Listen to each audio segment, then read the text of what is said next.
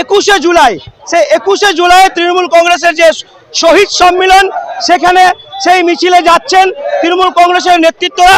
এবং দেখাবো আমরা বর্ধমান স্টেশন থেকে, সেটা দেখাচ্ছি আপনাদেরকে ছবি। রয়েছেন তৃণমূল নেতা। আমরা 21শে জুলাই ধর্মতলার জনসভাতে যাচ্ছি।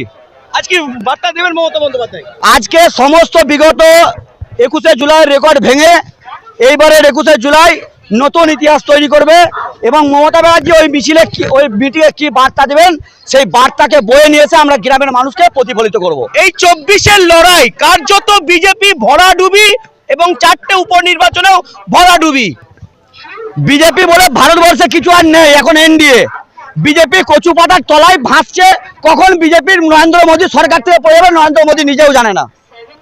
বিগত দিনের 21শে জুলাই আর 24-এর 21শে জুলাই কতটা গুরুত্বপূর্ণ থাকবে? আকাশ আর জমিনের মধ্যে যতটা তফাৎ ততটার মধ্যে তফাৎ থাকবে। তার কারণ এবারে মানুষ দুহাত তুলে লোকসভাতে তৃণমূল কংগ্রেসকে ভোট দিয়েছে। তৃণমূল কংগ্রেস সর্বকালীন 21শে জুলাই রেকর্ড ভেঙে এবার একটা নতুন ইতিহাস তৈরি করবে। ওই সেলিম দা 21 জুলাই মানে কিন্তু মেঘের মুখ ভার থেকে বৃষ্টি কিন্তু আজকে হবে মনে হচ্ছে। বৃষ্টি হলে তো তবেই ধান চাষ হয়, বৃষ্টি তো শুভক্ষণের লক্ষণ। বৃষ্টি আসছে বলেই তো 21শে জুলাই আরো আমাদের মনের আগমন বাড়বে, মনোজল বাড়বে।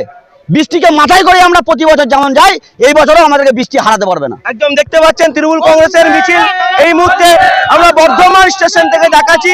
সেখান থেকে আমার পেছনে মিছিল যাচ্ছে এবং সেই ছবি, চলুন আমরাও কিন্তু স্টেশনের দিকে যাচ্ছি এবং এই যে মিছিল, সেই মিছিলের ছবি দেখাচ্ছি আপনাদেরকে বর্ধমান স্টেশন থেকে।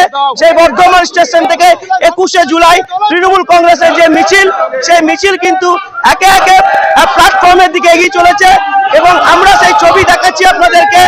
এই মুহূর্তে দেখাতে পাচ্ছেন আওয়াজ কিন্তু উঠছে এবং যত 21শে জুলাই আসছে তত কিন্তু তৃণমূল কংগ্রেসের একটা উৎসাহ দেখা যাচ্ছে।